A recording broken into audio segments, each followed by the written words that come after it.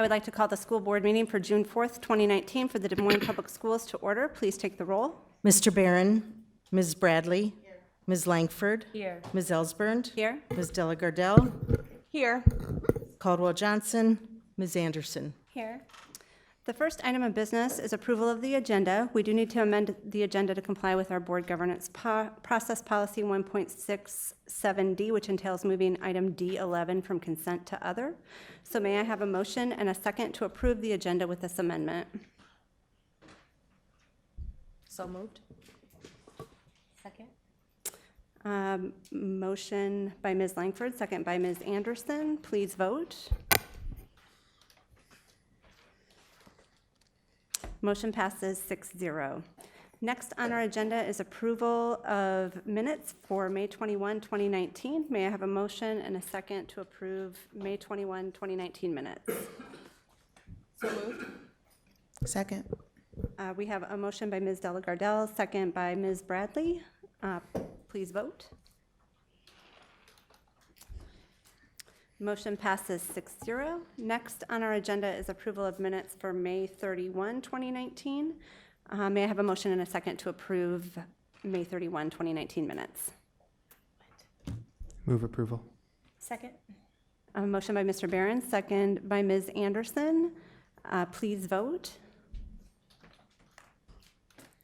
Deanna, you need to abstain. You weren't at May 31 meeting on Friday. Oh. Motion passes 5-0 with one abstaining.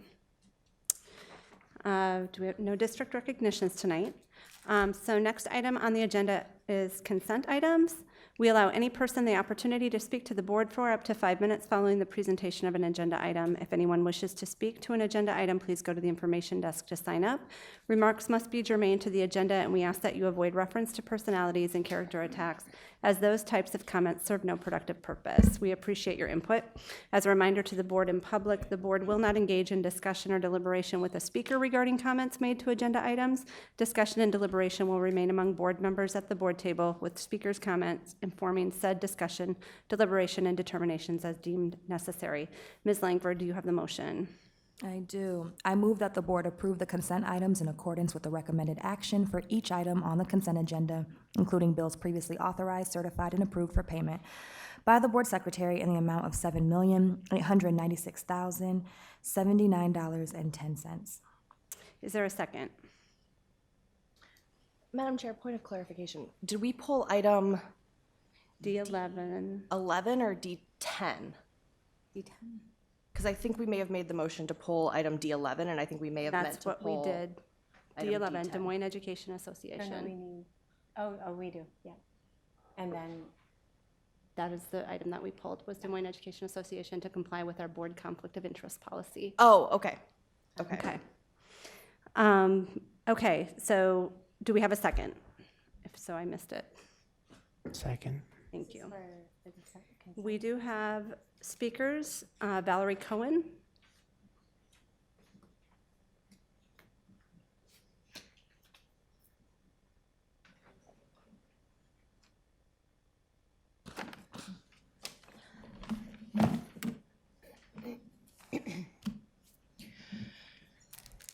Ladies and gentlemen, I stand here tonight as a parent, a taxpayer, and a voter who happens to presently be employed by this district.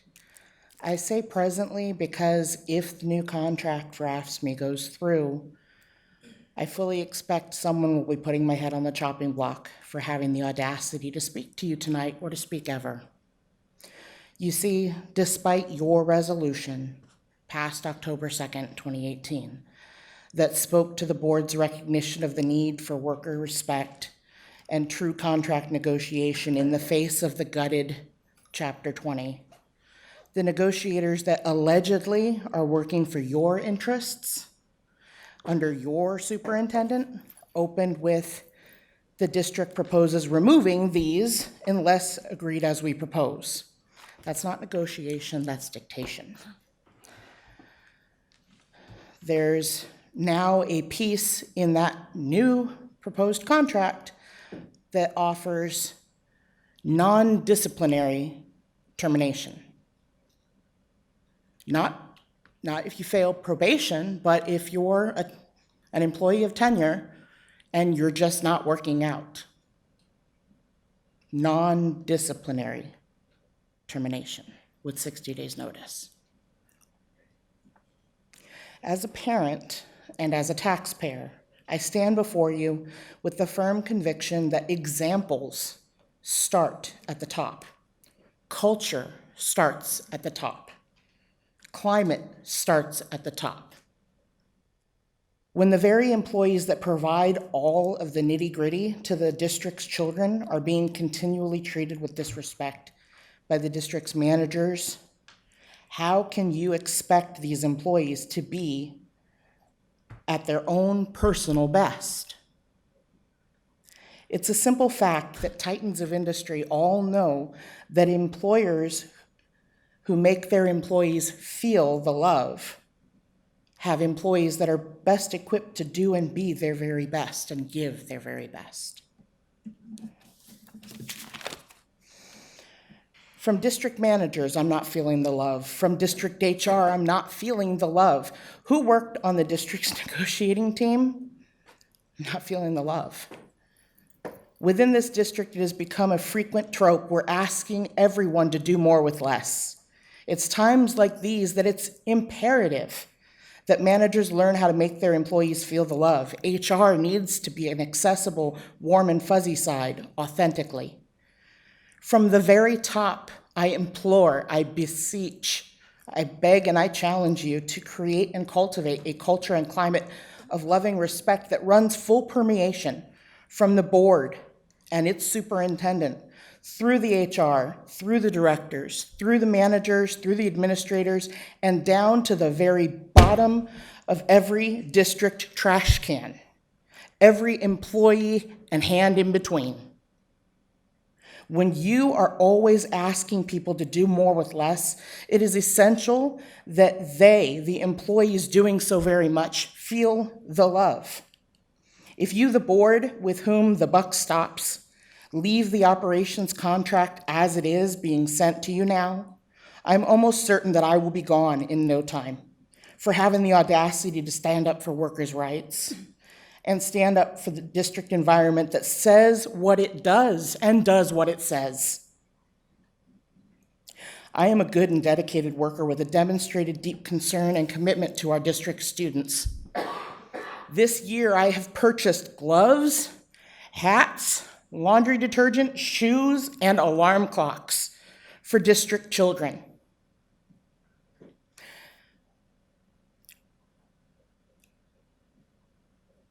Do you really feel that employees' voices should be silenced? Do you really believe that employees should be able to be dismissed, non-disciplined?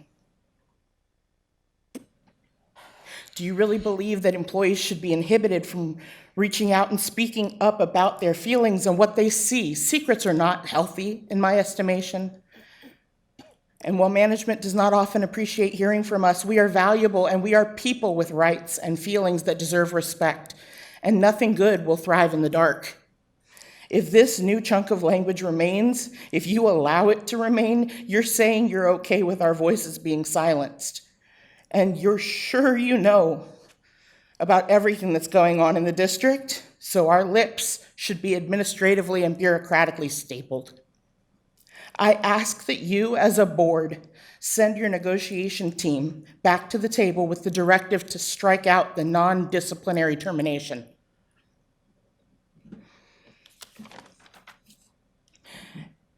Strike that out from the operations contract. Allow a multi-year contract with an annual wage opener like the other contracts have. And show us the love. Let us feel the love so that we can be at our very best to give the love to the district's kids, no different than any other group. Thank you. Thank you. Next speaker, Bobby Spear.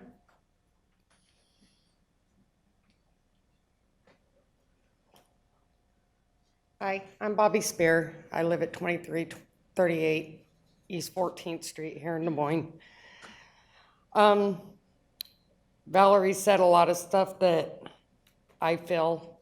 But the last two times that I came and spoke to you guys, I spoke to you guys on the treatment of employees.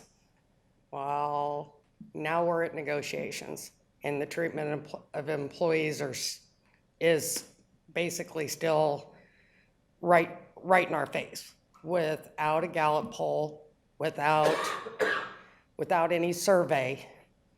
You can look at the contract, you can look at the ones that were handed to you throughout the negotiation period and see how things were written, how things were said, and see where we're coming from. But the last couple times that I did spoke, I felt like I burned a bridge that I've had for about 12 years. And it did kind of bother me. Because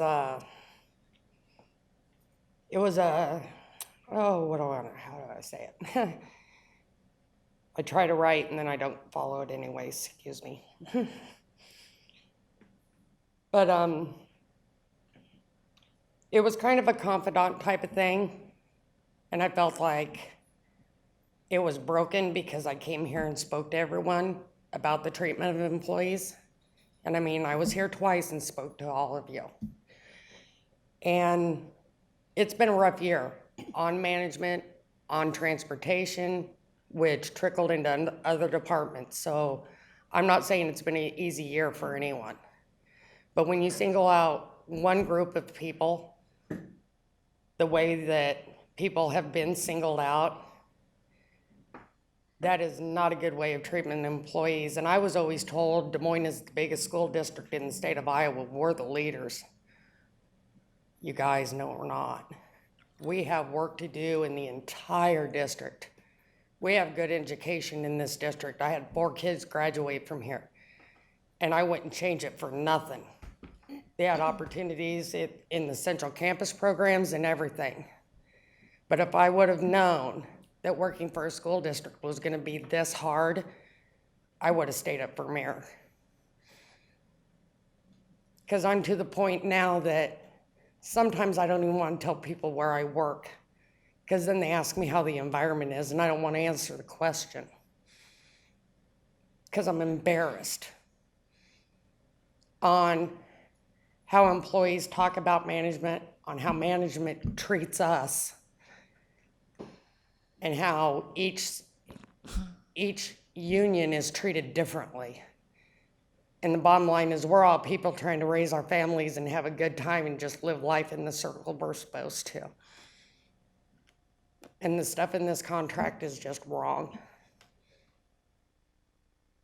I've worked a dual assignment all year, but I've been trained to do both jobs. Not everybody's trained to do all the jobs in this district. I can't go spray weeds. I can't go clean a pool. I can't add the chemicals. So dual assignment is an important thing. So just please look on how this has changed and hold off on your decision on this contract, because the attack of it was wrong.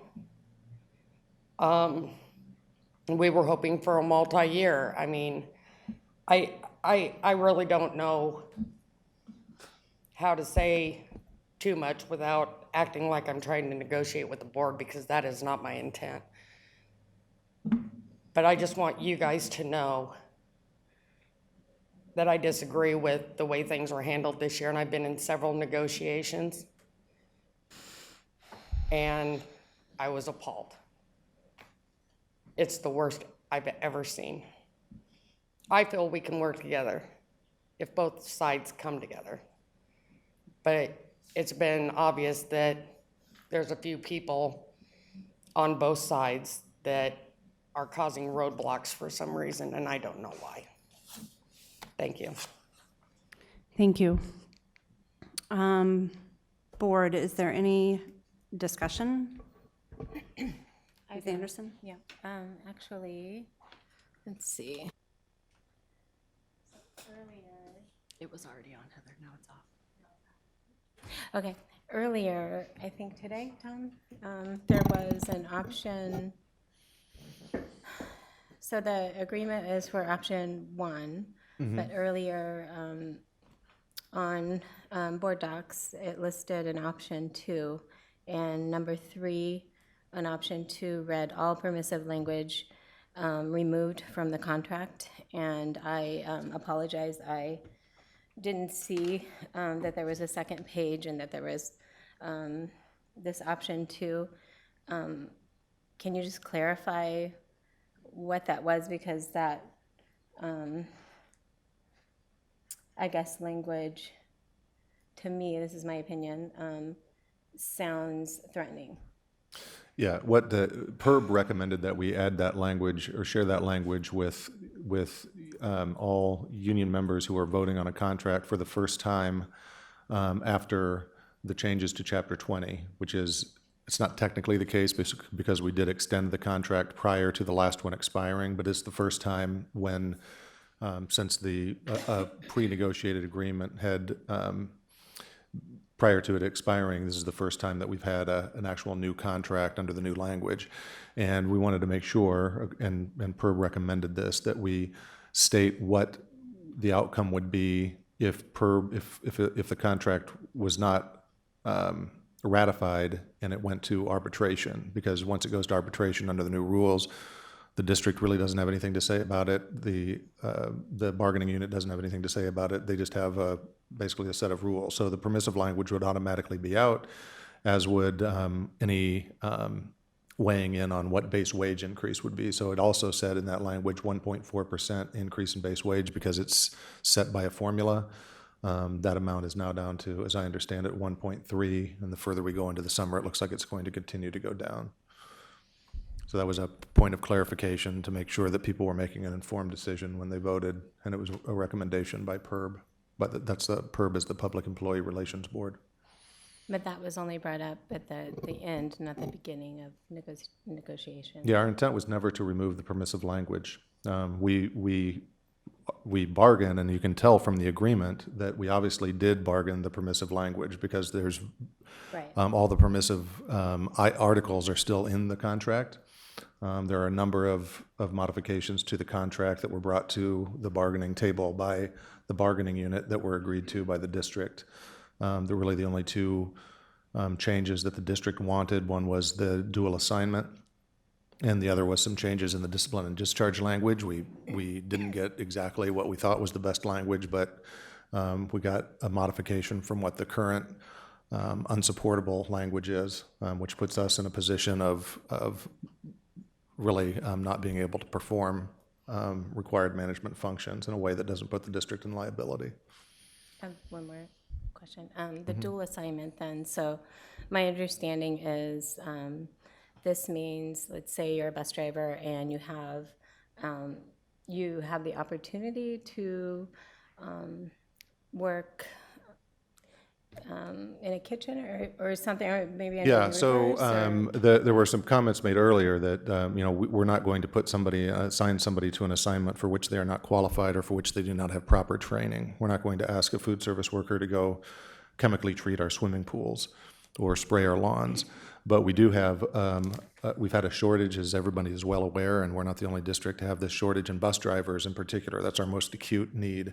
We have AFSCME covered unit employees who drive for us but don't drive buses.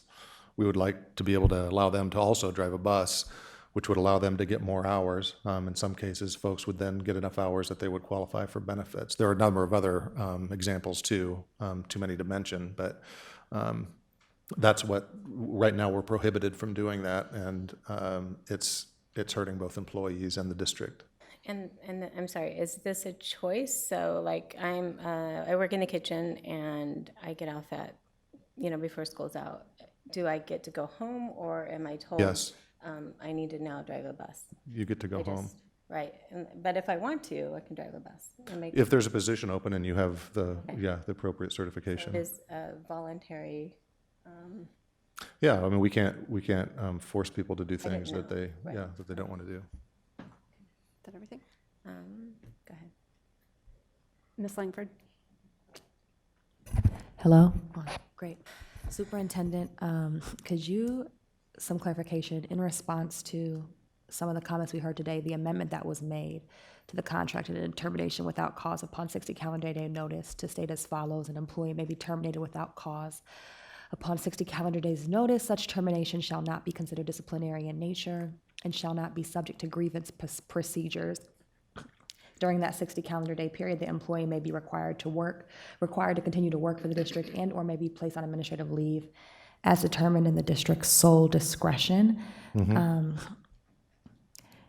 Can you talk me through what that really means in the public, what that really means? Yeah, and I may ask Aaron Hilligus to come up here and walk through the finer points of that, but essentially. Made that decision as a district? The problem that we're trying to solve is that right now, under the current contract, if someone is recommended for termination for cause, they can appeal that or grieve it, essentially, and ultimately go to arbitration. When it gets to arbitration, it goes to PERB, and an administrative law judge makes a ruling on it. And both sides have to live by that ruling. So we can have someone who, and this has happened multiple times, where we terminate someone for cause, like abusing a child, for instance, and the administrative law judge overturns it. So then we have to put that person back into our employ, causing tremendous liability to the district because we're knowingly employing someone that has a record of, in this case, in this example, abuse of a child. And then if that happens again, we're tremendously liable. The district is tremendously liable because we're knowingly putting a child in harm's way. Sure. That I understand. I know we've had those conversations around the board table. This is from a completely outside perspective. Do you think that there could be unintended consequences of this policy and how it's used? Yes, there could be unintended consequences. There are, I think, unintended consequences with the current policy. Certainly, when it comes to an employee group where we're struggling to retain employees, we're doing everything that we can to keep them. But in some instances, it's just not an appropriate option to keep someone employed. And since we were unable to negotiate the change that we would really like to see in that language, this was an avenue that would allow us to address the problem that I just described, which is really the rubbing point for the district. Mm-hmm. With this, so I just want to be clear that I'm understanding the language correctly. So this is essentially saying any employee, well, no, we're looking specifically at the ASME contract, could be terminated without cause. When we walked through that, I heard something about probation, because I know in most jobs, right, there's documentation that has to happen throughout the process of an issue, and then, so is that all scratched in this case? A supervisor could essentially say, you're done, and that employee is not entitled to any sort of understanding? Well, yeah, in theory, that could be the case, but it would be foolish for us to exercise that section of the contract, which requires us to pay somebody for 2 months for not working. We're not going to, all we're attempting to do is to not have the situation where we follow the entire process and then it gets out of our hands and it's overturned. And then we don't have any way to perform appropriate oversight and management of the district. Aaron, do you want to I don't know if you have a way to explain this more precisely or in a more meaningful way?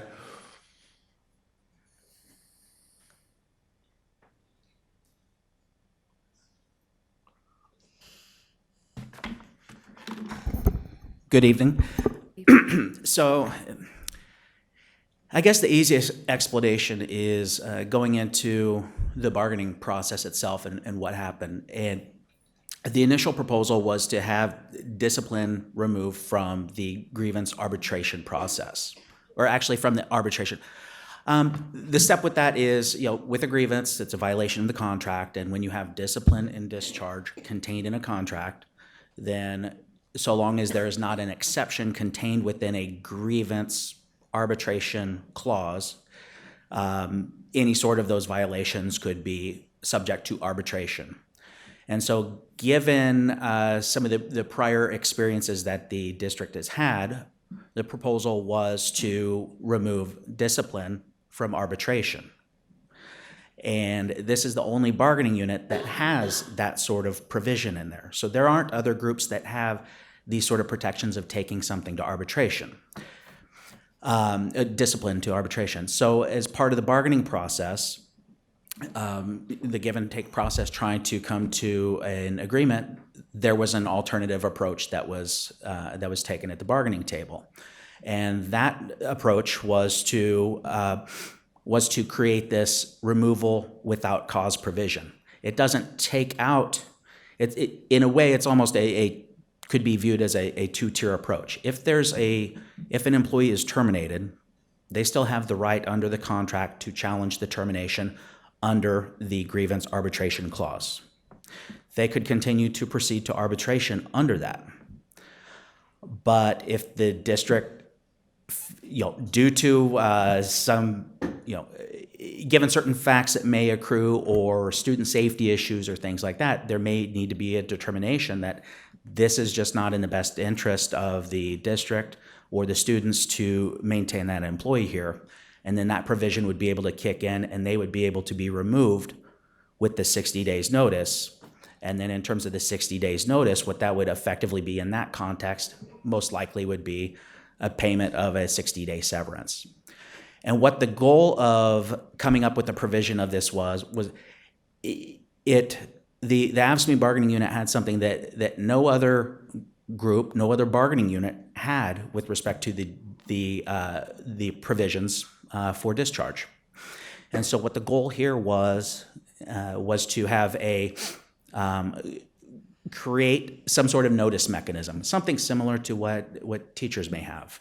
So you provide a notice, and I believe the district's initial offer with respect to this was a 30-day sort of advance notice provision.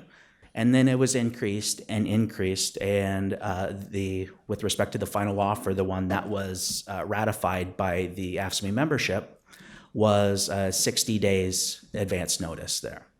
And so you could see it play out in a couple different senses under this without cause provision. An employee could be assigned to continue performing their role for 60 days. You provide advance notice of that. It could pertain to, I said hypothetically, maybe a layoff situation, but that's not what it's necessarily geared towards. But someone could be provided advance notice of the 60 days and continue working in that context. And then the other one is that things aren't working out. There's a safety issue. And if it's something that's particularly egregious, we can't have you here any longer. We're going to pay you 60 days to separate under this contractual provision. So as a way to go, as part of the give and take process with bargaining, it was a way to, I believe, be quite generous in terms of offering the amount with respect to a severance. Almost everywhere else is an at will in a context. I mean, that is the private sector, but everyone is not fired. The other bargaining unit employees who do not have this discharge language in their contract, they're not readily fired. I know one thing with respect to that, I did hear concerns that because speaking out, I fear I'm going to get fired for that. I'm not dismissing the fear, but there are avenues there. If someone is getting fired for speaking out about, say, labor relations issues here, there's an administrative body, the Public Employment Relations Board, to deal with something like that. And so there are these legal protections that continue to remain there. It just was a way to, when AFSCME adamantly said that, no, we cannot remove this discipline from the arbitration clause as part of the bargaining process, under the law, the district could have said, well, no, we're going to take it out. We're not going to bargain over that. We're just going to take it out. But based on the marching orders with everything, that was not the approach. What we took was an approach to bargain. And when you bargain, doesn't mean you always necessarily agree. But we firmly believe we offer them the best contract possible. keeping in mind the priorities that were necessary in that disciplinary context. Thank you. So sorry, Madam. Go ahead. What did, prior to this amendment, what did it look like for employees? Well, prior to this amendment, discipline was still a permissive subject of bargaining. True, okay. So it really was not different. Prior to the change in law, the district could have said, nope, we don't want this in the contract, it could be removed. The district could have done that too. But there's a labor relations dynamic of, it was a decision made not to do that. I'm sorry, I mean, granted, recognizing that the law has changed and the district undeniably has complete power in a bargaining situation. I mean, when it was a permissible item to be bargained with the amendment itself, what did the process look like for an employee? If this, So how does it presently work? yes, thank you. In terms of the bargaining process or the discipline process? In terms of the discipline process, in terms of, It would have been exactly the same. That the teacher disciplinary process was changed somewhat under the law, but I think what she's asking is, in the current version of the AFSCME contract, how does the discipline and discharge language operationally function? okay, so not the language that was negotiated now, but the language previously. So what would happen is disciplined, union representative files a grievance. The grievance advances through the steps of the grievance process. It can be adjusted at those various steps. And then one of those steps, which is the final step, is arbitration. Generally referred to, you might hear two different things. There's grievance arbitration and interest arbitration. Grievance arbitration is that mechanism that would be in place to resolve the disciplinary matter. And so in that context, you would go to a hearing that's kind of like a court-light hearing. They take evidence and you'll have witnesses and present a case, and then the arbitrator would render a decision. And so that's the step that applies there. That's the step that also applies under the negotiated language. But what was initially proposed was taking discipline out from that. However, the district backed off of taking it out from that after they received resistance from AFSCME. And so the alternative approach was to continue to have that there. But then here's this other thing. If it is drastic enough to where the district has determined it needs to pay, you do a 60-day severance pay, effectively, then there would be that opportunity there. So the process under the grievance arbitration mechanism remains, it's effectively identical. There was the parties through negotiations, and this was I wish negotiations would have played out the way it did when the parties were collaboratively working together to try and develop the grievance process itself. The grievance process itself had several hiccups. It was a long process. There were a lot of, I think, unnecessary steps there. And so the parties got together and worked very collaboratively and well together on that to try and create a more streamlined, transparent, and effective process. And so while I say it's effectively the same as it was before, I just want to be entirely accurate on that. But so there are a few changes in the steps, but arbitration remains as is. okay, thank you. Any other questions related to that? Not for, Okay. Anybody else questions for? I do. So you said it was identical, and then so the grievance process, and then they go through a grievance arbitration. Who's the arbitrator? You said it's kind of like a judge. I mean, It's kind of like a judge. There's a panel. that you can sounds like request. it's not a judge then. Like, Well, you can request a panel from PERB. There are all different bodies throughout, and I've never done arbitration over here, but I believe it's a panel with Iowa PERB that is requested, and then the parties will alternatively strike. Generally, there are two different. That in my prior practice before I moved over here to Iowa, There would be the American Arbitration Association and the Federal Mediation and Conciliation Service. PERB operates effectively the same way. They will provide a panel, just a list of names, and then the parties will, I don't know if this is in the contract, how it's determined. I'd have to look at that. But frequently it'll be a coin toss that will determine who will go first in terms of striking the name. And then you'll alternate, strike one, other side will strike another one, until you end up with one name left. And the purpose of that is, conceptually, the union would strike the most management-friendly arbitrators. Management would strike the most labor-friendly arbitrators. That's historically how it is. And then you find someone in the middle that would be the ultimate decision maker.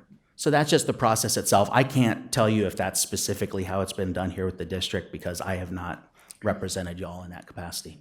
And I'm just a little confused because if it's identical, why are we replacing it? It's not identical. No, I mean, that's what I was saying. It's not identical. Okay. The disciplinary process, It was identical. Okay. no, the disciplinary process being subject to arbitration, that whole mechanism is identical. There was a streamlining of the grievance process. There was an elimination of a few steps. There was the establishment of a specific mediation step to try and help facilitate.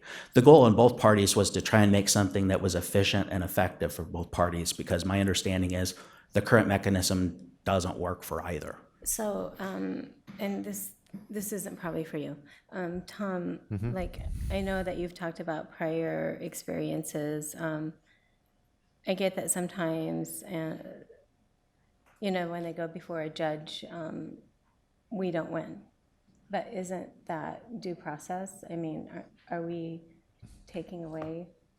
I feel like we're taking away their rights, their right to.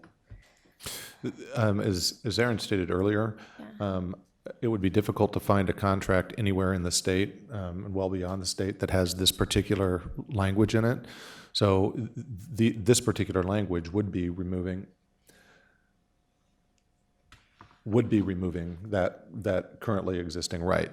However, it doesn't mean that due process goes away. There are many other legal avenues that Aaron can describe for us, or Miriam, or a number of other folks. But if you look at all the rest of our negotiated agreements, there's nothing like this language in any of them. I'm sorry, I just want to clarify. There's nothing else like this new language in any of the other contracts, so there's nothing like, Or the old language. okay. The issue for the district is the discipline and discharge language as it currently exists in the AFSCME contract. And so our wish would have been just to remove it, and understandably, AFSCME did not want to remove it, so we went through a negotiations process and arrived at something in the middle that neither one of us are happy with. And that's the new language. Yes. Because you would have been happy just getting rid of it completely, and then, is that right? Or, Yes. okay. Mr. Barron? So, one real quick clarification, because I think we've asked the same question about 7 different times, and yet I'm still confused, and that's me. So employees under the new agreement would or would not have the ability to take a discharge to PERB. Are there basically two avenues to discharge an employee, either the newly added Yes. without cause 60 days, Yes. or you follow the existing process right now, in which the employee has the opportunity to grieve it, take it to an ALJ, and have a decision Right. that would be binding on both parties. Right. And the difference being that the district, when would the district, with cause and without cause, I guess is what's catching me up. So what I'm coming back to here is, what we heard from the two people that addressed the board. And it's a consistent theme, I think, of a lack of trust, and allegiance, I think, to what we're all trying to do here. I agree with Bobby that there's problems within this district, but I'm here right now at some cost to my marriage. I'm okay, but it was just hard to get out the door tonight with the 6-year-old and the 1-year-old.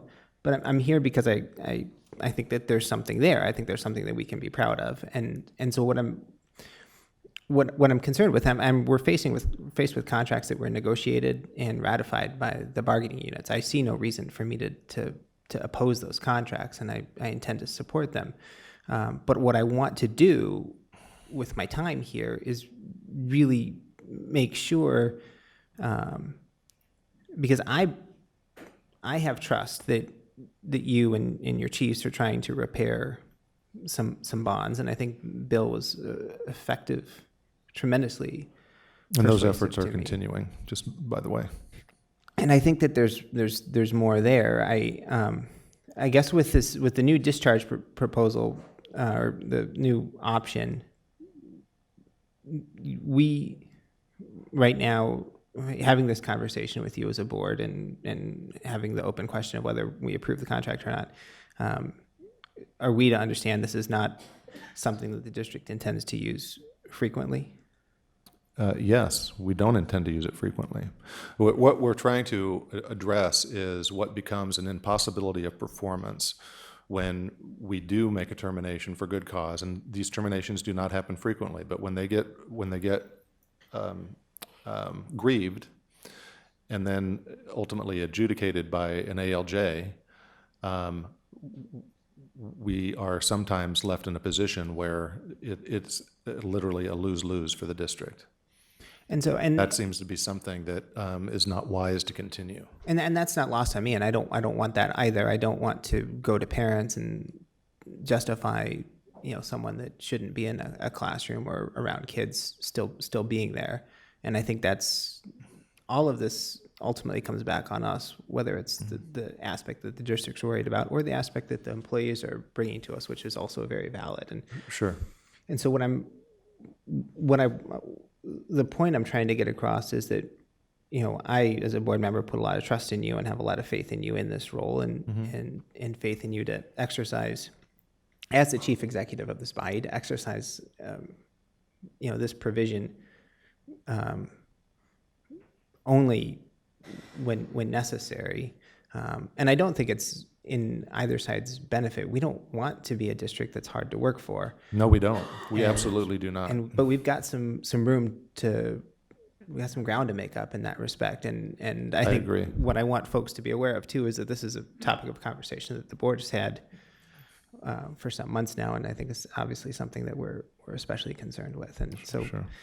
I trust the two employees that came up and spoke here. They've been very, I think, passionate and effective, and I think honest representatives of our district, and so it's no small thing to hear what they had to say today. And so I hope that that this continues to be an area of improvement for our management going forward. I agree, and it will be. Thank you, Rob. All right. Go ahead. I'm struggling with this for a couple reasons. One is I think that if we took the contract completely out of context of our situation, I don't think there would be a problem with it. Also, as a union member and someone who votes on ratification of a contract on every time negotiations happen, I think I would be frustrated if my vote didn't matter at the board table, like that ratification didn't matter. But I think given the context of where we're at, I think I have a healthy skepticism of how this new contract language in terms of termination without cause might actually be enacted. And I think that's where our employees are as well, that there's some healthy skepticism and lack of trust in that. And so I think for me, this comes back to our treatment of employees and how we're going to monitor that. And that's an ongoing conversation that I think later in the work plan, I would like to talk more about how do we move that to the top of our to-do list for the summer, because I don't think we have a lot of trust as a board that we're getting all the information that we need. And I don't know if you always have the guidance that you understand what we want. And so I think that conversation has to happen. Ultimately, for me, though, these contracts, like Rob said, were ratified by the bargaining unit. And so I'm having some tug and pull there on my judgment as someone outside of that situation and so that's where my struggle is. And that's where I'm at, I guess. Yeah, she's your staff member. Yeah. I feel some type of ownership in what you just said, in building trust with employees. And I think. Could you please introduce yourself just for the record and for everyone? Sure, everybody. out here? Hello to Thank the you. cameras and everybody. My name is Lily Alvarado. I was just brought into the district 3 weeks ago as the new chief HR officer. And while I didn't participate in the negotiation, I do want to make sure that what you just mentioned, board member, which is a very critical piece as to why I'm here.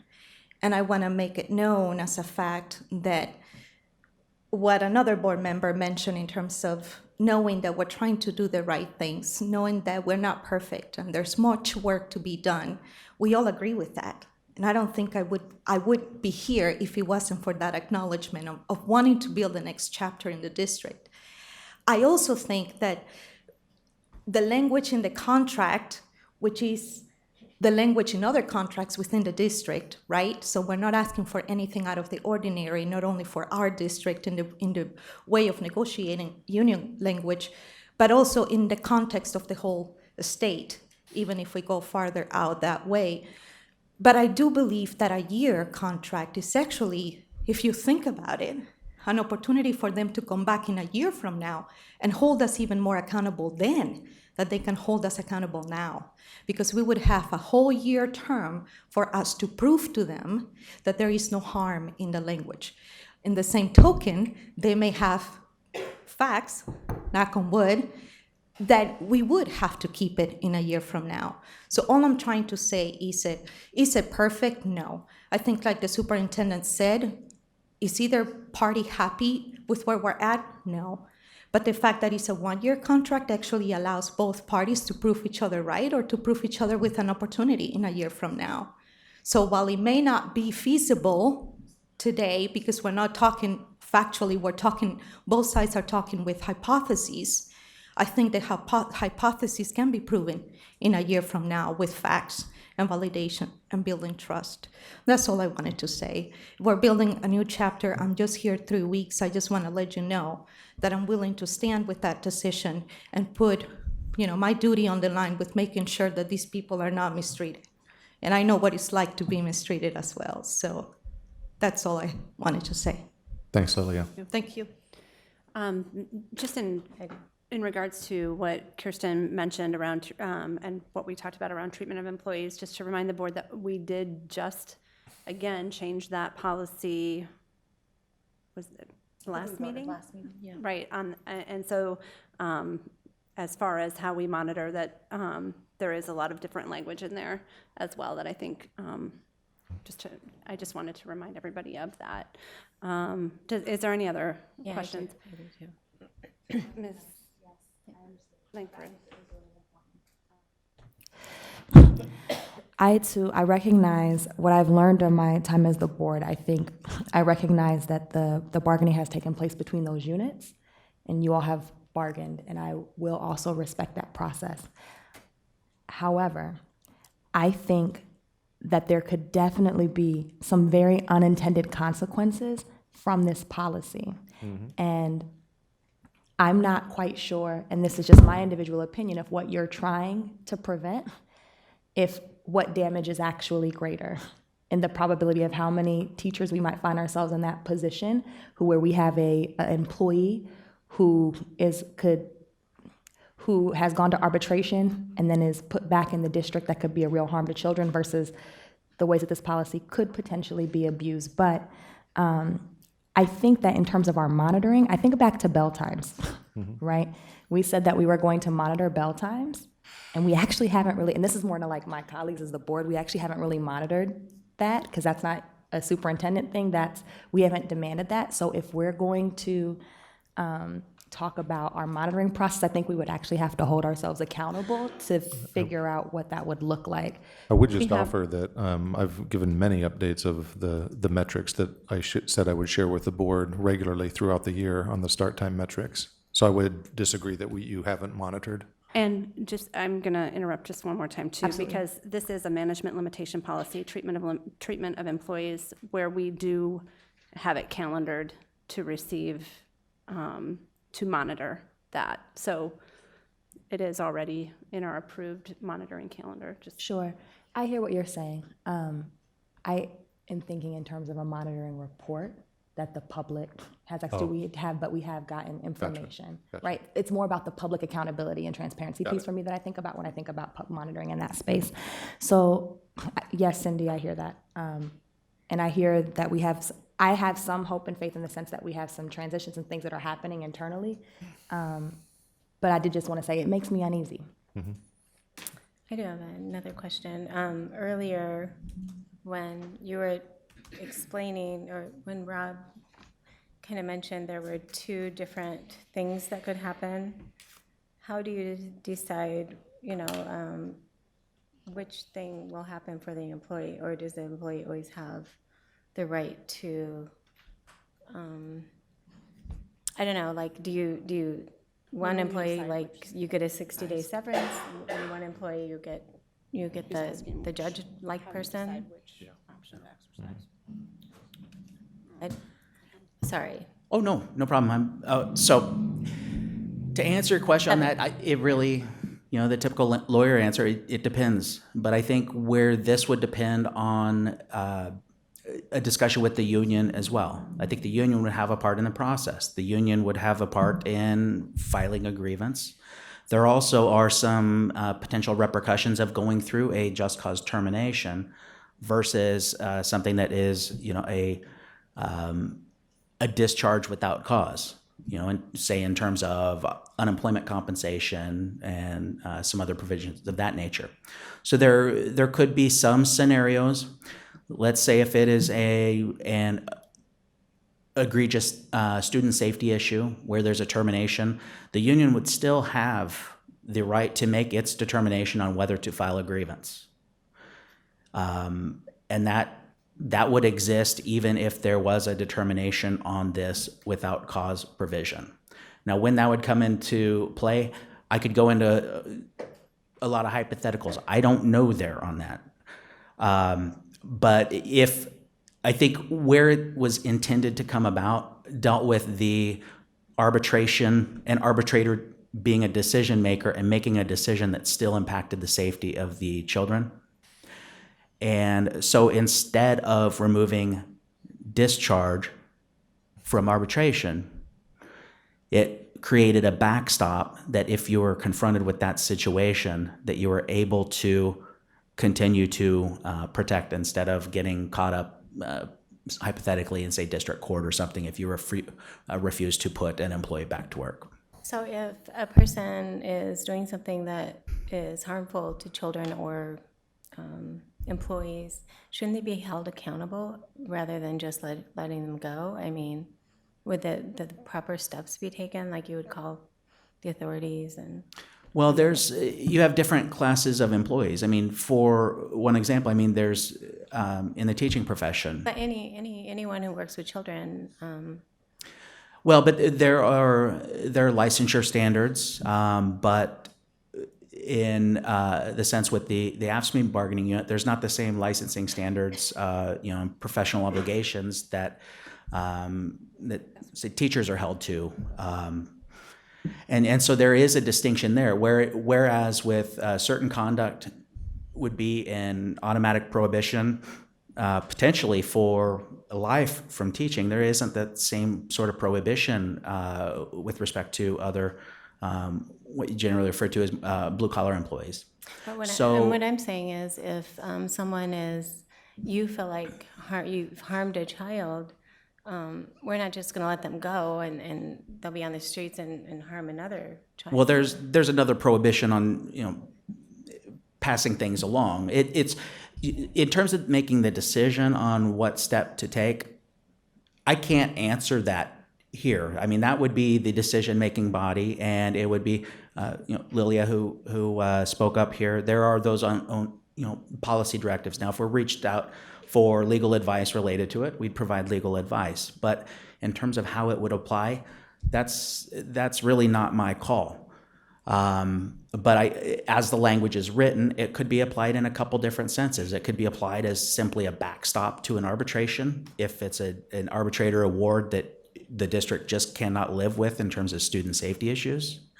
It could be something that is more upfront and expeditious, but part of it will require working together, which for me is, the epitome of labor relations. Be working together with the union to discuss it. The union still has the right to file a grievance. And the union would not necessarily have to file a grievance if it felt like it was one that they would lose, but there's part of the discussion that needs to take place there, and that's something that will play out. And I don't think it's appropriate for me to state here how I think it's going to play out.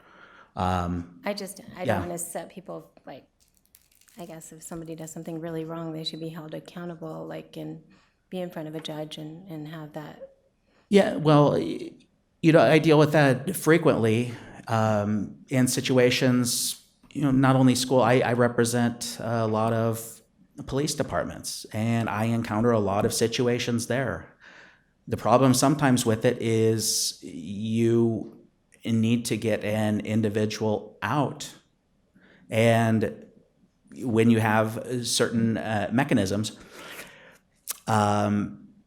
sometimes it's safer to do the sure thing and make sure that they are not actually in the workplace if it's creating a significant safety issue. Any other questions? Yeah, just have one more, and I don't know that it's for you, but what would it look like if they went back to the drawing board on this item? Well, here's what I can tell you. The district team went into this negotiations process in good faith. We followed board policy to a letter. In fact, one thing that hasn't been stated tonight is that in terms of wages, we did not attempt to do anything except give the bargaining unit what they asked for in their initial offering. If you read through article by article, there are a number of changes in the contract that were requests made by the bargaining unit that we honored, and the tentative agreement was reached at the bargaining table as we do every year or every cycle. And the bargaining unit voted on it and ratified it. So I've never encountered a situation where the governing body did not ratify the agreement that the bargaining unit had already ratified. I can tell you that as of June 30th, if we don't have this ratified, there will no longer be a contract. And what that looks like, especially considering that a recertification vote of this bargaining unit did not take place as it was supposed to last fall because of an administrative error on PERB's part. We're in kind of an undefined sort of no man's land right now. So not only has the bargaining unit not recertified as of June 30, if this isn't ratified, then we would be starting all over from scratch. So I guess I can't give you a concrete answer because I don't think anybody could. Sorry, I have a comment on a different item on the consent agenda. I just wanted to raise up E9, the compensation for our ESPs, that there's a plan to move that to above $15 minimum wage over time, and I just didn't want that to get lost in this conversation because I feel like that's something we should be celebrating. As a progressive, I value continuing to work towards getting, I wish that we could do it more quickly, but I just wanted to raise that up as a big positive out of this, because I didn't want that to get lost in our conversation tonight, so. Thank you. Any other comments or questions? Okay, we have a motion on the floor by Ms. Langford and a second by Mr. Barron. Please vote.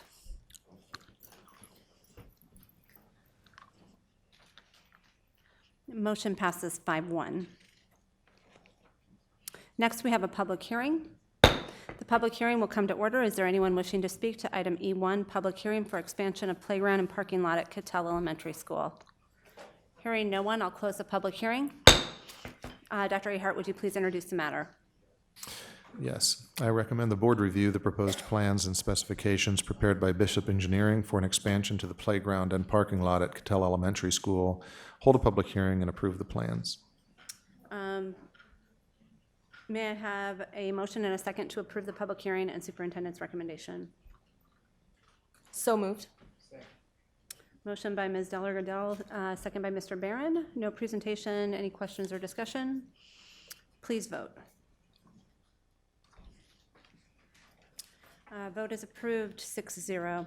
The next item on our agenda is item D11, Compensation Des Moines Education Association, Teachers and Certified Staff. This item was moved from the consent agenda to comply with Board Conflict of Interest Policy GP 167D, which requires that board members having a potential conflict of interest as described in the policy abstain from voting and recuse themselves from all discussions on the matter. Upon abstaining, the board member or members shall state the conflict and the reason for abstaining. So anyone needing to recuse themselves should do so accordingly at this time. I'm going to be abstaining. My husband works as a teacher at Hoover.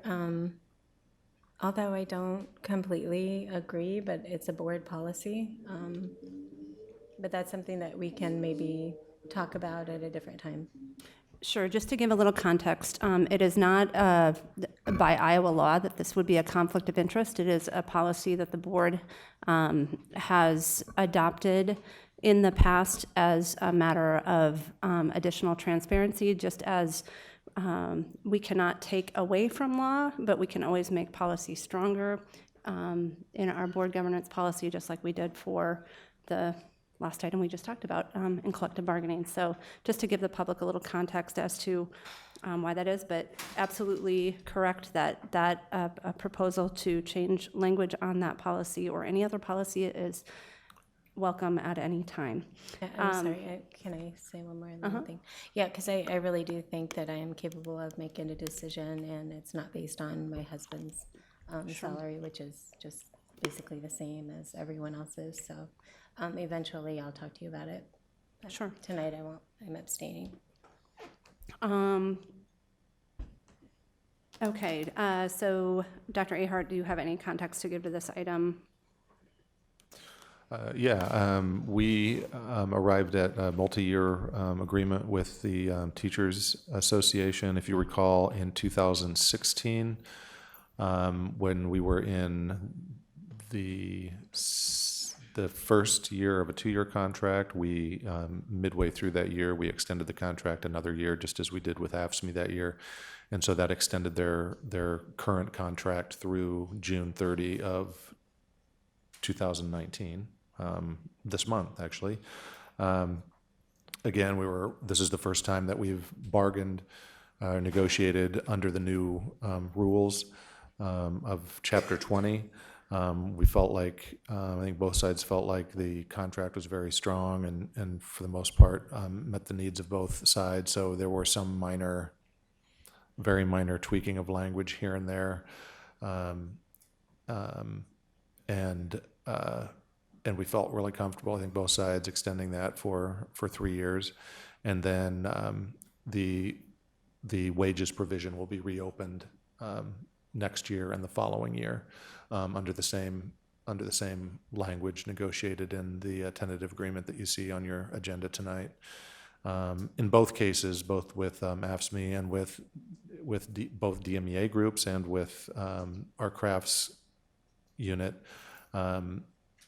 new wages did exceed, in some cases pretty significantly, the supplemental state aid amount that we received from the state. I think that's a strong testament to the value that the district puts on its employees, knowing that we are in the people business. The vast bulk of our general fund is spent on people, as it should be, And we want to continue to keep our wages and working conditions competitive so that we can attract and retain the absolute best staff that we can. Thank you. May I have a motion and a second to approve item D11? I move approval. Second. Is there any discussion or any questions? Okay, please vote. Motion passes 5-0, one abstaining. Next on our agenda is item F1, open enrollment late applications for denial. Superintendent Ahart, would you please introduce this item? Yes, per state code and district policy, we have a code mandated timeline for open enrollment applications. There are instances where we accept late applications, and then those late applications are weighed against the state code and district policy in terms of whether that appeal will be accepted. What's on your agenda under F1 are those that we've received since the last meeting that have been recommended for denial. Thank you. May I have a motion and a second to deny the open enrollment late applications listed for item F1? Second. Is there anyone here to speak to this item? Okay, any discussion, or does anyone have any questions? We have a motion by Langford, second by Barron. Please vote. Motion passes 6-0. Next item on our agenda is item F2, open enrollment appeals for denial. Dr. Ahart, would you please introduce this item? Yeah, similar to the previous item, except that these are timely open enrollment applications that were denied and then have been appealed. The ones on your agenda this evening are those that did not make it through the appeal process and have been recommended for denial. Thank you. May I have a motion and a second to deny the open enrollment appeals listed for F2? Move approval. Second. Is there anyone here to speak to this item? Any discussion or questions? Okay, motion by Barron, second by Delagardelle. Please vote. Motion passes 6-0. Next item on our agenda is item F3, Iowa High School, or IHSAA and IGHSAU resolution. This is a discussion item, which I will turn over to Dr. Ahart to introduce and give background. Yeah, so I'm trying to think of where to start. So in athletic competitions in the state of Iowa, schools compete against one another in classifications, and those classifications are determined by either the Boys Athletic Union, the IHSS or IHSAA, and in girls, the Iowa Girls High School Athletic Union. So the only factor that determines what classification schools fall into is their enrollment. What isn't taken into account is absolutely every other factor. So what ends up happening is that inequities that exist, as early as before students are in school continue to accumulate and accumulate and accumulate. And when it gets to the high school level, where there's the largest number of interscholastic competitions, certain schools and certain school districts are at a disadvantage, a material disadvantage in terms of the number of students who are able to participate because of their personal circumstances. They're oftentimes students who would like to participate may not participate because they have responsibilities to their family and to their own health and well-being that prevents them from participating. We have students that participate and are only able to participate when that opportunity comes up in school, because they do not have the resources to participate in club teams at an earlier age level, or off-season when they are of age, because they just do not have the personal resources, the actually significant personal resources it takes to belong to a traveling team and pay all those fees and pay for travel and equipment and on and on and on and on. There are a number of other factors too. students who are new to the country and don't have the background and experience in sports that are uniquely American, like football, for instance. And I could go on and on and on about these lists, but at any rate, if you look at the data, and I can send a tremendous amount of data to the board and the broader community. When you look at how that plays out across the state, what you'll see is that in every classification in the major sports, and those are the ones that we've looked the most at, the free and reduced price lunch percentage in the schools that win championships averages somewhere around 6 or 7%. It's very obvious that so that's one very clear pattern, and there are models in other states where, especially socioeconomic status, and in some cases ELL status, figures into how schools are classified. So, for instance, if you take East High School or Lincoln High School, they're two of the biggest high schools in the state. However, if you attend a football game, for instance, between, pick a school in the suburbs, there's going to be a lot more players on the other school's team, not because the young men at East and Lincoln don't have a desire to compete or participate, but because they just have not had the opportunity and may presently not have the opportunity to participate. When it comes down to schools like North, which is much smaller than most of the other 4A schools, so they have a smaller student population to begin with, and then many fewer who are able to actually participate. In my mind, it becomes a serious ethical quandary that I'm very uncomfortable with when I see 4 or 5 ambulances leaving a football game from Grubb Stadium when we're playing against a team that has, 6 or 7 or 8 times as many players on the other side, with fresh bodies coming in, and players who have played together for a very long time, have had a lot of opportunity that our young men just have not had. So what we're attempting to do, and so I've been working most closely with Joel Peterson, who is the superintendent in Cardinal of Eldon, a much smaller district, but a superintendent who is equity-minded and has seen in the smaller schools this same negative impact.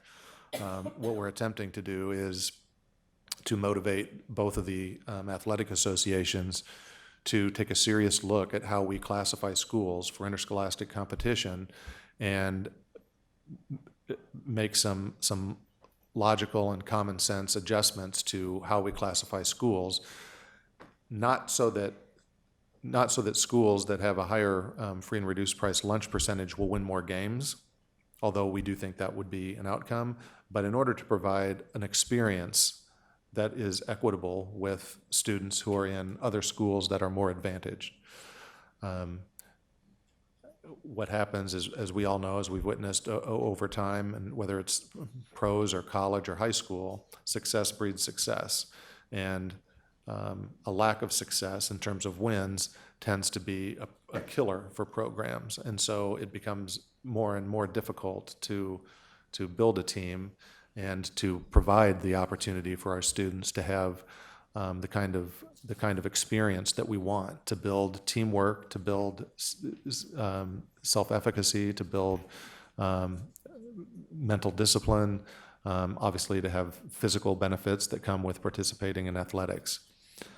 So that's just a brief overview of why it is that we're attempting to pursue this. So our first big ask around the state is to shop a resolution very similar to this to as many districts as we can, to have their boards sign off on this and collectively put some pressure on these athletic unions to relook at how it is that we organize our activities so that all of the students across the state can have a legitimate opportunity to experience what we want all of our students to experience, not just in terms of wins, although that is not unimportant, but to have a safe experience that resembles other schools of similar sizes. It's very possible to do this where all schools can continue to participate. The schools that they will be competing against will look a little bit different.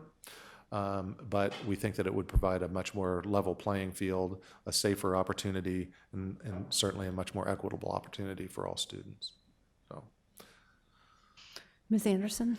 I totally agree with that. For the last 4 years, I've been attending soccer games, and my kids all played soccer, and so hard to sit there and come against a team like Ankeny, Waukee. I just went to the Hoover Waukee semifinals, and I mean, it was exciting because the very first half, it was they hadn't scored until the very last like few minutes of that first half.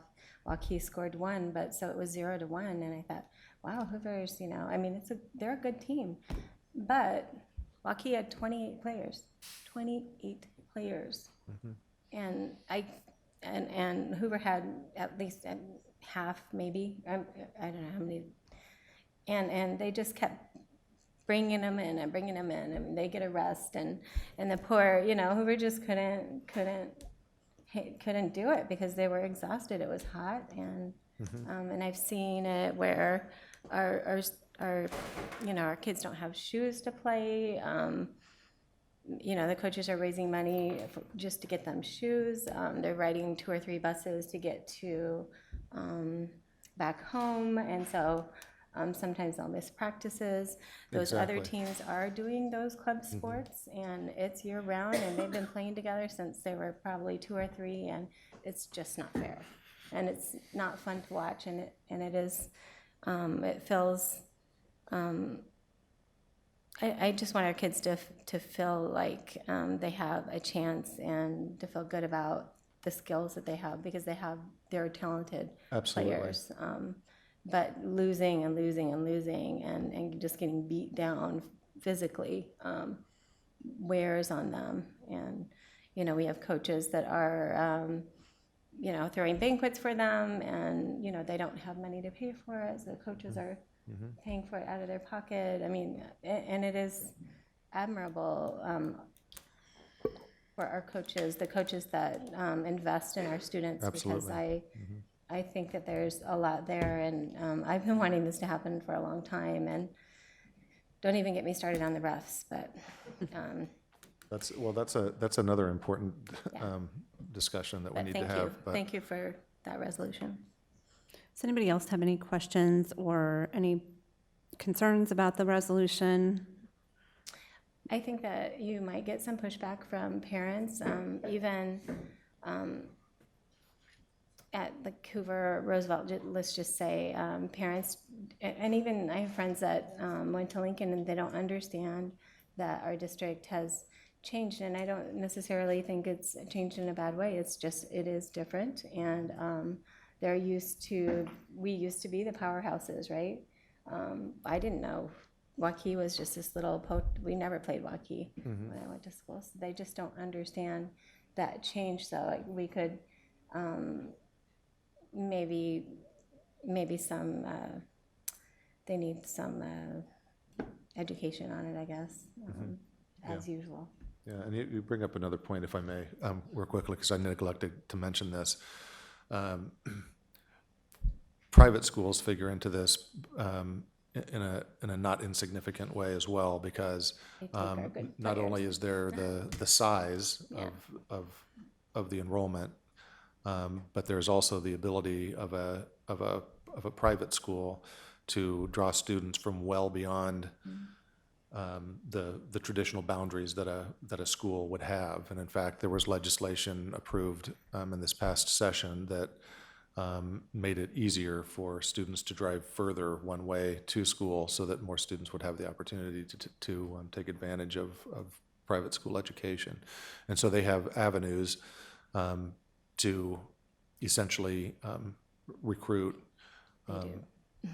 They still have a quarterback. to further stack the deck. And I'm certainly not arguing their right to do that, but what I do think is important is, I think Heather illustrated very well, is that our students are given an opportunity to show what it is that they can do in a context that's reasonable, and by any reasonable definition, a fair, level playing field.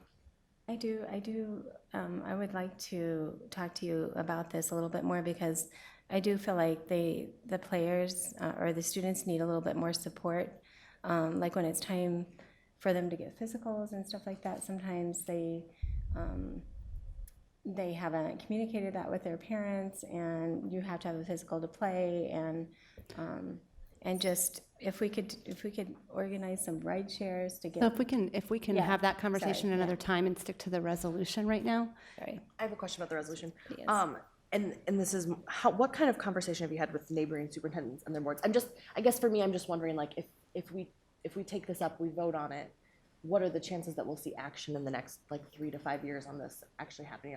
Does there seem to be widespread support, When will or? this happen? We have a growing number of districts that are signing on to this. I'm not sure about all of the current UAN schools, but as I understand it, all but perhaps one are planning on passing a resolution. I haven't spoken directly with our immediate neighbors, but I know that they're aware of it. I will be having those conversations. They know these conversations are going on, but I haven't personally reached out to talk with the Ankeneys and Waukees and West Des Moines. But I would be surprised if they would oppose it.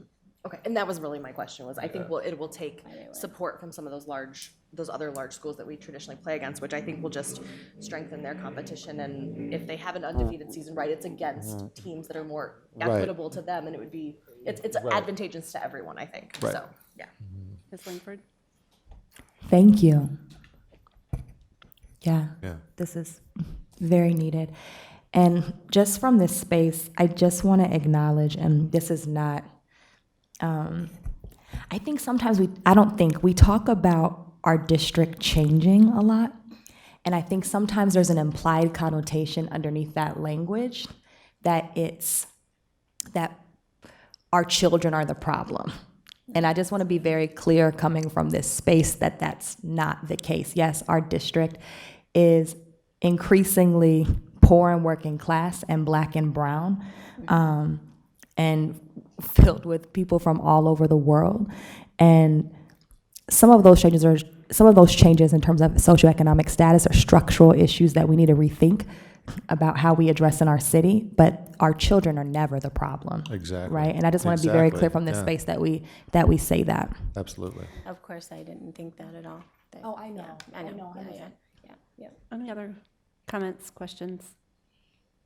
Okay, so then I believe this will appear on our next agenda for action. Then, thank you. Next on our agenda is item F4, Board SMART Goals. This also is a discussion item. The starting point in creating these goals was community feedback from various listening sessions facilitated by Next Board, where input was requested regarding what student outcomes are important to our community.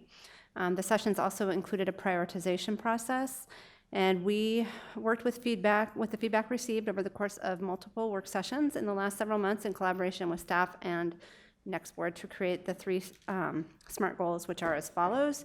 The percent of all 3rd grade students on track in reading will increase from 52% to 72% by June 2023, as measured by FAST.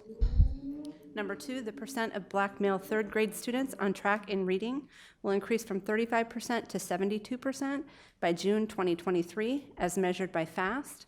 And number 3, the percent of Black male students completing Algebra 1 with a B or higher by the end of grade 9 will increase from 17% to 35% by August 2023. The board will also develop a 4th goal focused on social emotional learning based on the proposed new management limitation 2.10 social emotional learning, which is the next item on the agenda, actually. So does the board have any questions or comments regarding these 3 goals? Yes. I just want to raise up, I'm inferring, Tom, and correct me if I'm wrong, but in goal 3, when we're saying that we would like those young men to pass with a B or higher by August, I'm guessing that's probably including some summer school in there? Okay, because the others were just June, so thank you. Yep. Exactly. Any other questions or comments from the board? Thank you, everyone, for the hard work on this over the last months.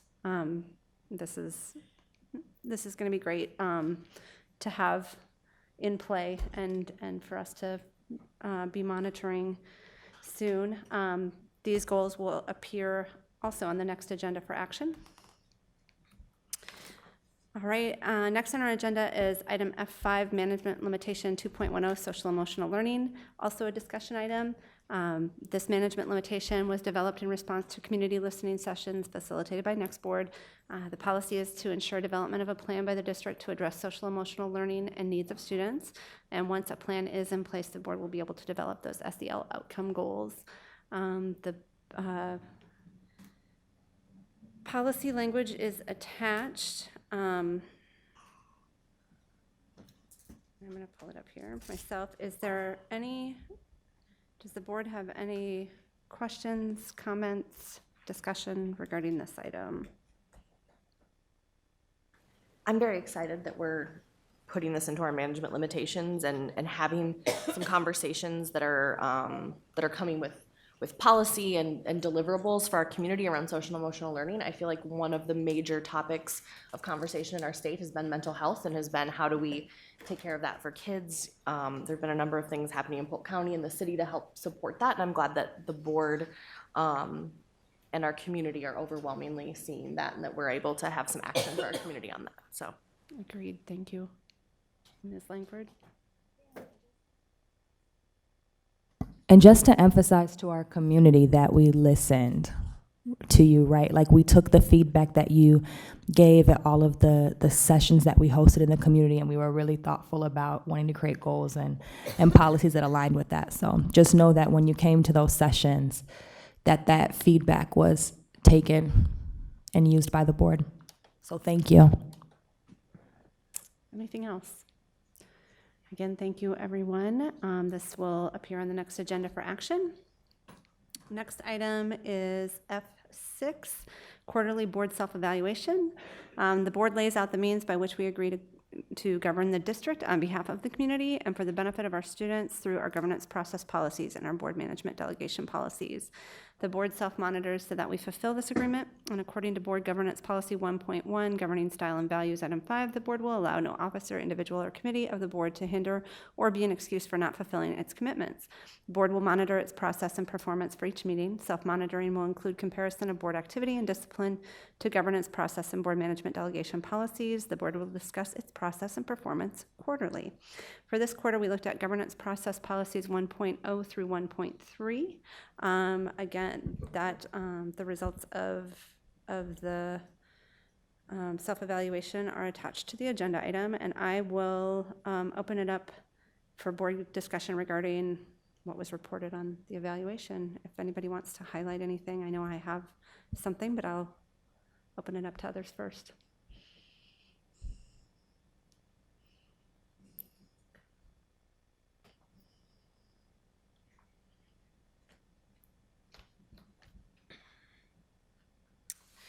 Okay, I'm going to take your silence for an opportunity to jump in with what I want to say.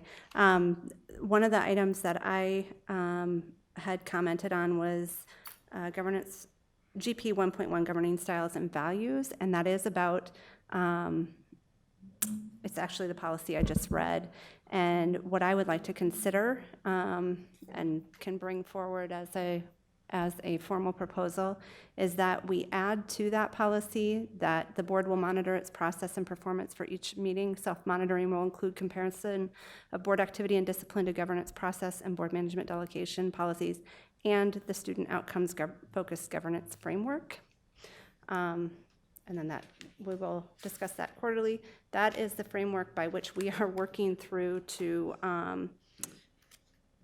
with Next Board.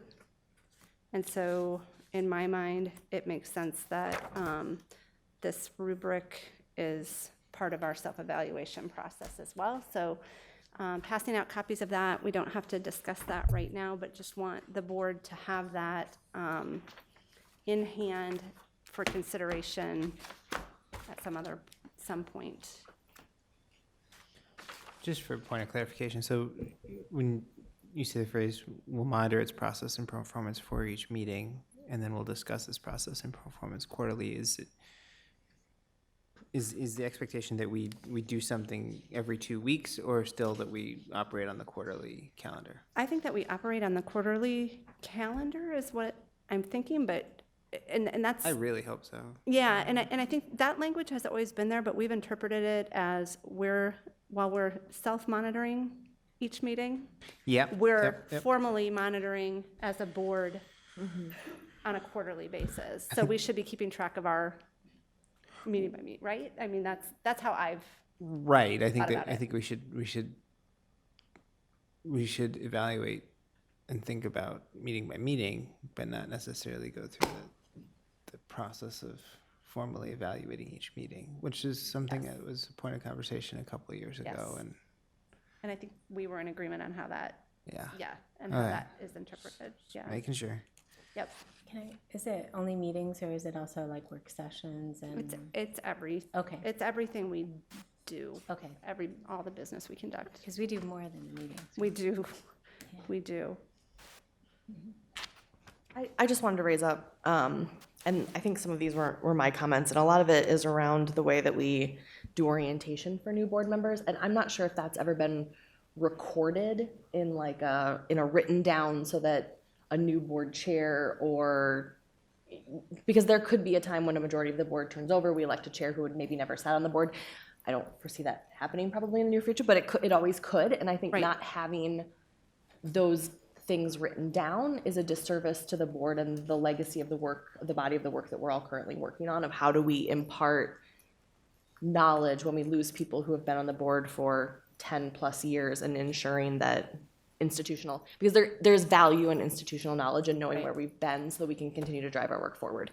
And so I don't know if that's a policy change, but I think that's something that the board should be conscious of, particularly as we head into the fall, and we've got 2 extra months to think about it because elections are happening in November instead of September, so. And I agree with you, and I think it's also about not reinventing the wheel every time. yeah. And I think, and that's something we can, yes, we have time to discuss, but I think it's something where, and I think you might have mentioned it, where our utilization of our board docs library and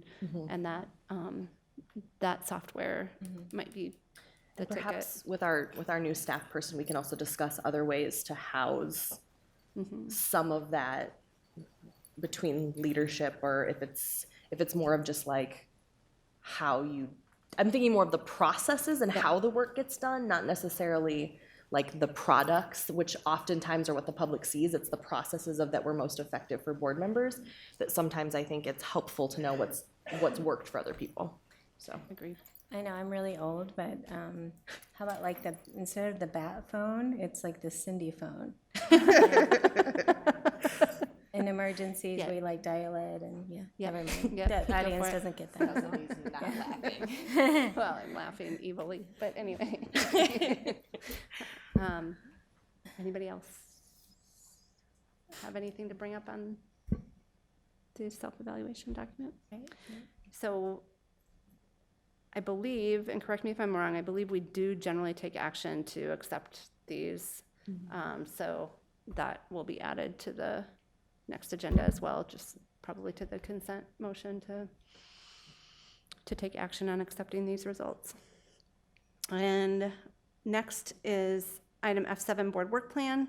Our board work plan further details work we've committed to do in fulfilling our governance duties with integrity. It's a standing agenda item as part of our accountability process that Kirsten will lead. my board docs is sat so still that it logged me out, so I just had to log back in quick, so I'll open it back up. Maybe. I apologize for the delay. Mine's up. Okay. So I kind of went back to checking things off and planned to move them. We've added a few things with additional process around open enrollment, which isn't necessarily related to our preamble, but I think it fits that kind of how we message things to the board. And one thing, Cindy, I don't know if we've actually sent out to the board yet, but you and I had talked about it, I think, in agenda planning, about having the board look at our board belief statements and make sure that those were aligned with some of our new SMART goals and that they said what they wanted to do, because I think one thing that might be valuable, and I think we've kind of talked about this in a roundabout way, is to highlight some of those for the community around how we do our work and what our values and beliefs are as our work. And I think it's a great way to center our work at the beginning of a meeting, to just remind ourselves and the community what those beliefs are for how we do our work. So Cindy and I will be working together to send something out there. We're kind of past the due date that we had set for ourselves, but we will get that sent out to you shortly, just to relook at that. And then we can, and part of that would also be a conversation and just thinking about, is that something that we want to add that Cindy reads, or that as board members we take turns reading, which I think would be great, to take turns reading that, similar to how we do the consent motion, so that it is really that one voice that throughout, 7 meetings, the community would hear each of us say the board beliefs, and that we have that together. And So having the person who does the consent motion, having that be their just deal. their role that time. That might be the way to do it. And then you're not always just hearing me, because I think I'm the teacher mom on Charlie Brown sometimes. So I'm gonna set myself a due date of the end of the week to send that back out to you guys, so that we can have a better, more informed conversation at our next meeting about it. Without any updates on, Terry did send out something on external monitoring, so if you haven't seen that, I will highlight that for my board colleagues to get that back to her, so we can have a more informed discussion around external monitoring. Tom, I'm guessing we don't have any update on city council that we need to highlight, okay? Ongoing professional development, I think we're gonna table that till next meeting when Matt Smith can join us for our final conversation around the book, and then we'll be able to check that off as well. KPI reviews are ongoing. Community workshop, Cindy, do we have any update on that? The only thing I've heard from Next Board, and I mentioned last time, they do have August 10th available, and they're holding that on their calendar until we confirm with them. The one thing that I had mentioned last time was that this is outside of the scope of the contract that we already have with them. It would be $3,000 to facilitate the August 10th session, which covers the workshop itself plus airfare and lodging. So that will be something that the board needs to decide if we want to expend that money. When is I just have a question, when is the climate and culture, is that at the same time, or? August 10th is a Saturday. Okay, so it's not. Yeah, so it'd be the After that? Monday and Tuesday, I believe, immediately following, yeah. I just want to make sure we did it, because I want to be. Over stuff that. Is that a conversation we should be having now? Should we have it in work session probably? Yeah, I think a work session conversation, if that makes sense to everyone, because that wouldn't be, yeah.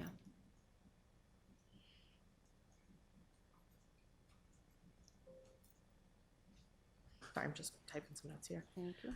And then one thing that has not made it onto our work plan, but I would like to put on for us to work on this summer, is to really dive into our treatment of employees and what kind of, have a work session around what it is we want in a conversation with Tom, so that he understands, because I think at least the last 2 times I voted on that, we get to the vote and I get the sense of well, this is the report we have, so we have to kind of approve it based on the merits of what we had outlined for Tom, but it seems like we're always unhappy with what we had asked for, but we haven't really had a substantive conversation about that, about what it is that we really want as far as information. If I'm capturing that correctly?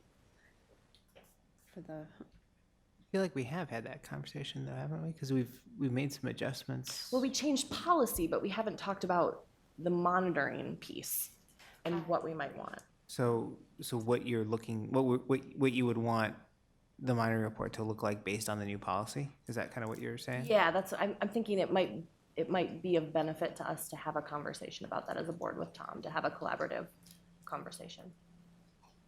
I second that.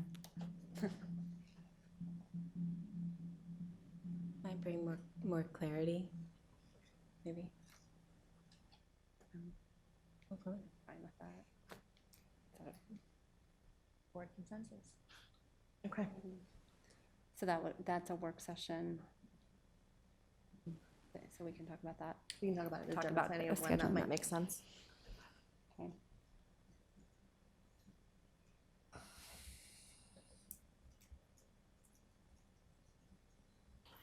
And then we've kind of hit the end of our work plan unless anyone has, except for our evaluation tool for our superintendent. Does that need to be assigned to a new compensation committee, Cindy, or what's our process for that? So that was something, yeah, and that's probably something we need to talk about. But it was, we had put the due date of 6/1 on there.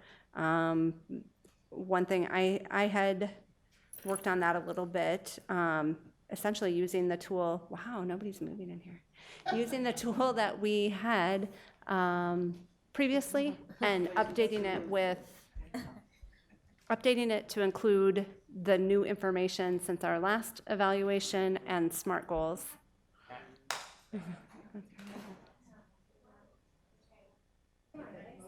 It's okay. We can keep working in the dark. Maybe it'll cool off. So Are you guys hot? Sorry. So, right, so anyway, what I had done thus far was update the tool from this previous time with new information since the last evaluation, with new expectations, and then also To reflect our to conversation. reflect the management limitations, monitoring reports for student outcomes, and then the SMART goals. So, I guess how to proceed with that, I'm not sure, because we did put a date of 6/1 on it, which, just for a future note, I was thinking about that, and we put the June the 1st on there when we didn't, I feel like we need to think in meeting dates versus Just first date dates. of the calendar, right, yeah. And I think we just wanted to make sure we had a deadline, but that didn't translate to a meeting date. So how do we want to proceed with that? We're talking about evaluation tool for superintendent, correct? Yeah. Has it changed? I thought we decided. So essentially what it would be, I mean, I guess It's if we're just the not board changing it, giving- it's the same thing, just with the new information plus SMART goals added to the list of the policies, expectation policies, student expectation policies, management limitation policies, and then SMART goals, which are actually a subset of those Student things anyway, expectations, right? yeah. Does that make sense to everybody? That that's what it is? Okay. And I've shared that, and if you have any thoughts or feedback, then I guess I'll leave that to you to Okay, yeah, approach the board. okay. Okay. So is there anything else that I should be adding or for the summer for our work plan?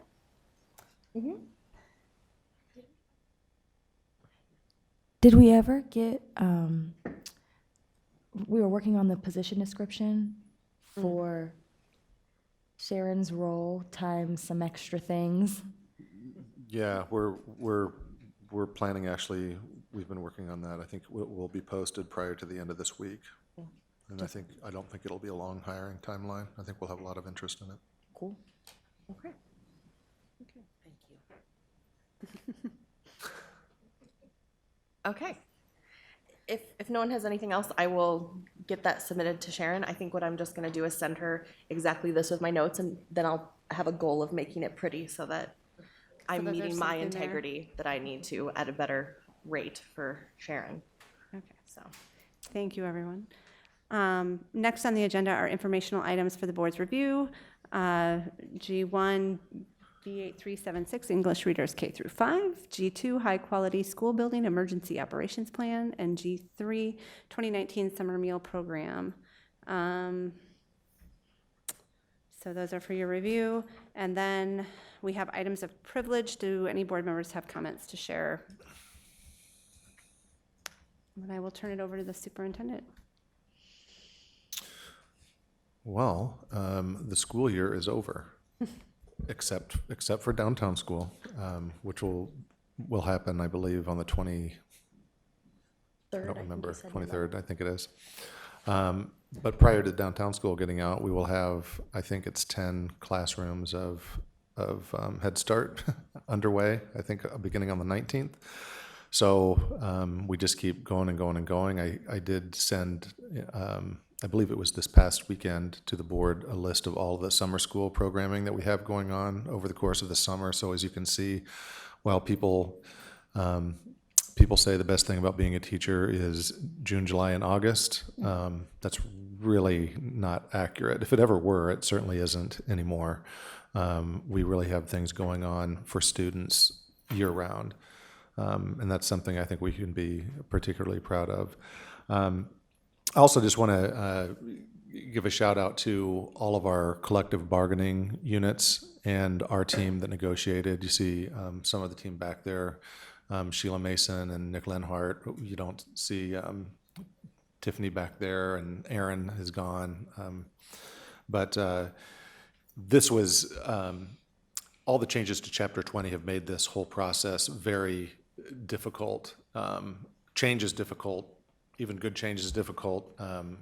Not so good change is even more difficult. And so there was lots of uncertainty on the part of our collective bargaining units, as well as there was with our team, because it does complicate things. We're used to doing things a certain way.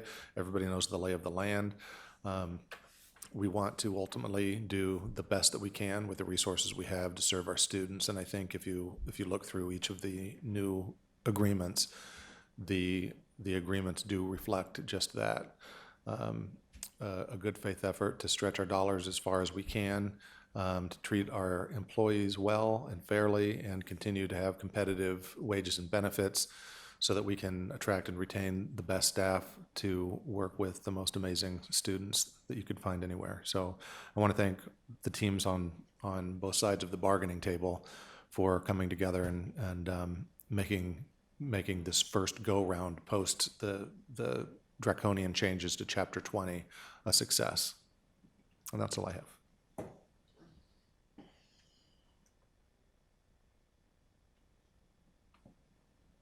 I have to adjourn because it's on the meeting, right? Rather than just taking a motion to go into closed session? Yeah, I think we need to adjourn. Yeah. Okay, I will adjourn the regular meeting.